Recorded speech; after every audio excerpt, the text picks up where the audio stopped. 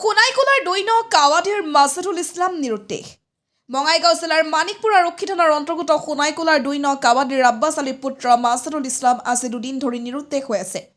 ঘটনাৰ বিৱৰণী মতে ৫ ফেব্ৰুৱাৰী ৰাতিপুৱা ঘৰৰ পৰা নিজৰ এচি অটো বেটাৰী সংযুক্ত গাড়ীখন লৈ ভাড়া মাৰিবলৈ আহি বাতৰি লিখা সময়লৈকে ঘৰলৈ উভতি অহা নাই। যোৱাকালি সন্ধিয়া ৫ মান বজাত ঘৰত ফোন কৰি জনাইছে হাউলিলৈ ভাড়ালৈ গৈ আছে। তাৰ পিছৰ পৰাই যোগাযোগ বিচ্ছিন্ন হৈ আছে।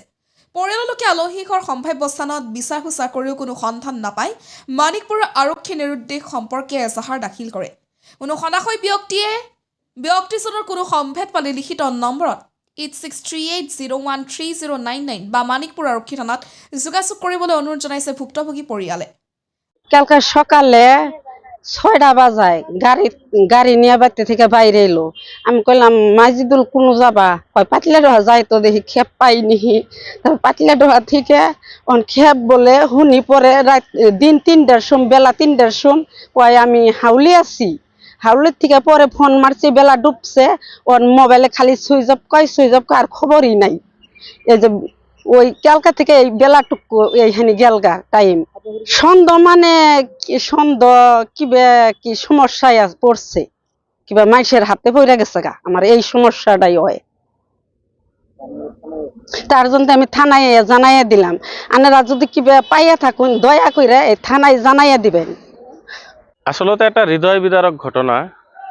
যোৱাকালি অনুমান ৩টামান বজাত ২ নং কাৱাদি সোনাইকোলা নিবাসী আব্বাছ আলীৰ ল'ৰা মাজিদুল ইছলামে মহেন্দ্ৰ ট্ৰায় ইলেক্ট্ৰিক বেটাৰী গাড়ীখন লৈ পাতলাডোহাত ভাড়া মাৰিবলৈ আহে আৰু পাতলাডোহাৰ পৰা হাউলিলৈকে মানে ভাড়া লৈ যায় বুলি ঘৰত জনোৱা মতে যোৱাকালি সন্ধিয়া ৫টামান বজাত ঘৰত জনাইছে তেওঁ হাউলিত যাই পাইছে বুলি কৈছে আৰু কি।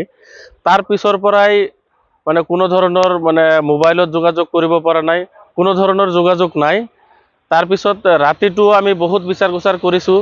আজি দিনটোও বহুত ঠায়ে ঠায়ে আমি খুঁজি অৱশেষত ক্লান্ত হৈ আমি আহি মানিকপুৰ আৰক্ষী চকীত এখন মানে সন্ধানহীন এজাহাৰ দাখিল কৰিলোঁ। ল'ৰাজনৰ বয়স ২৪ বছৰ। ল'ৰাজনৰ ফটোও দিয়া হৈছে থানাত।